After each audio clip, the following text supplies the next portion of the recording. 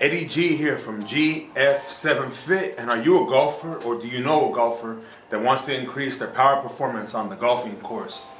That answer is yes, and stay tuned. I'm going to give you 3 power movements here for golfing that work the core. Okay, the first movement is rotational ball toss, rotational wall toss. So usually you have a wall behind you, but I'm going to use a heavy bag here. Never mind the number, that's when I do the custom model boxing training. But I'm going to use the heavy bag because I believe you need a little bit more coordination when you use the heavy bag for this movement. So we're going to start here with the ball here, and basically just going to rotate over and hit the bag there. Just coming over. Boom. If there was a wall there, we would do that. Just coming over and hitting it. It does call for also like tossing it over here like, and catching it real quick. But I believe you get a lot of benefit if you just hit the bag there just to do a quick turn. All right. Now you can't see my feet right now because I'm on a tripod. I don't have a cameraman to focus on my feet, but the question is to pivot or not to pivot.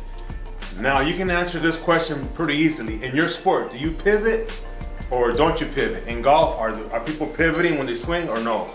If the answer is yes, then go ahead and pivot. In this case, yes, they're pivoting. So I would definitely pivot with the opposite foot. If I'm going towards the right, I'm gonna pivot with my left. So again, I'm going here, I'm pivoting with the left. How many sets, how many reps? I can do 3 sets. All right, 3 sets of 5 to 10 reps, but they gotta be good reps. If I do something like this real slow, it doesn't count. If I want to get a heavier ball, this one weighs almost 20 pounds, and then I want to try to throw this one, I'm not as fast. Remember, these are power movements. So what does power equal? Well, it's work divided by time. So this one, you're doing a lot of work because it's more heavier, but you're slower, so it's not as powerful. If I'm using a heavier one than if I'm using a lighter one, this one's only 8 pounds, and look how much quicker that one is. You want to be real fast.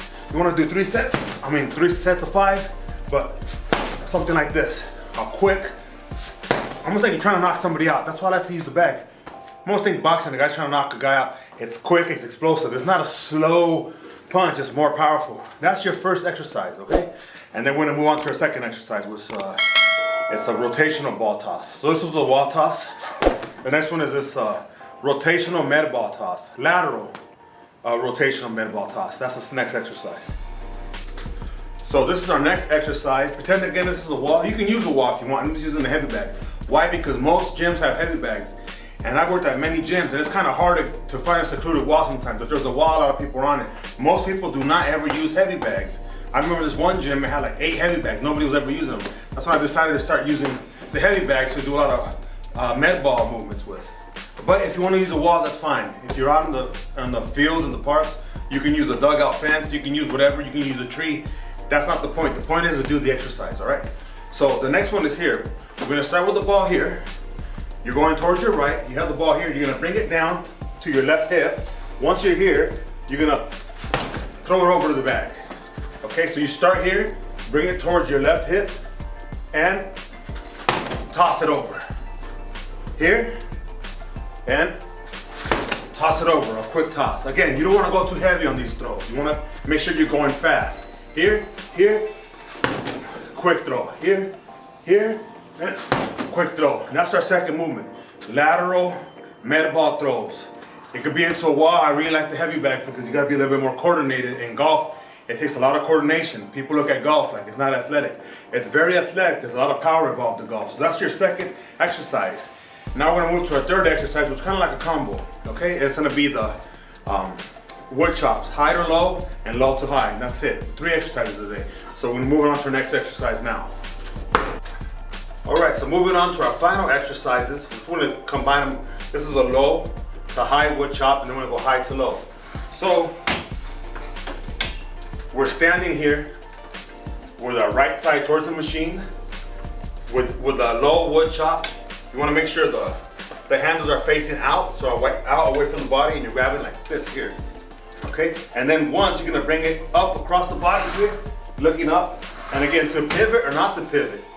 This is your sport pivot, so we're gonna pivot at the top. Most books don't have a pivoting motion at the top, but I'm saying a pivot. If your sport pivots, boxing pivots, golf pivots, baseball pivots, most every sport pivots, so why not practice the way you're gonna perform?